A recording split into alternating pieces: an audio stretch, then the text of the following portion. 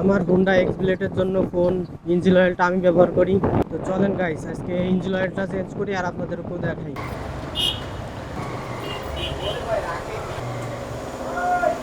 ভালো আছেন? এই তো ভাই ভালো। এক্স ব্লেডের জন্য কোনটা ভালো হবে অয়েল? 600 আর সিনথেটিক কোনটা আছে? এইটা আছে। সিনথেটিক কত পড়বে? ফুলি সিনথেটিক 850, মোটুল 1250, 850 শেল 2000 চালানো যাবে তাই না? মোটুল 2500 থেকে 3000, 1200 টাকা রাখা যাবে।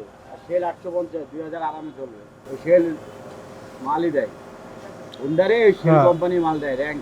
ও হ্যাঁ, শেল ভরে দিলি এনাফ। 850 850 ফুল সিনথেটিক হুন্ডার জন্য ব্যাস।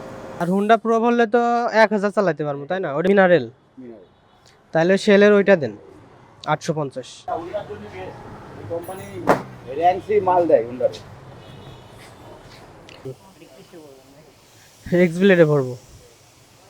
মোবিল যেটা ইচ্ছা, মোবিল নিয়ে টেনশন নেই। যাই মিনারেল বললে 1000, সিনথেটিক বললে বেশি যাবে।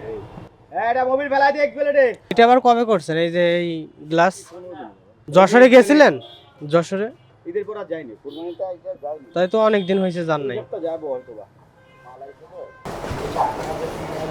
তো গাইস আমি হচ্ছে শেল অ্যাডভান্সটা নিয়ে নিলাম ফুলি সিনথেটিক 10W30 40। শেলটা নেওয়ার কারণ হচ্ছে আরামসে 2000 কিলো চালানো যাবে। হোন্ডার যেটা জেনুইন ইঞ্জিন অয়েল আছে হোন্ডা প্রো, ওইটা মিনারেল, ওইটার দাম 600, 1000 কিলো চালানো যাবে।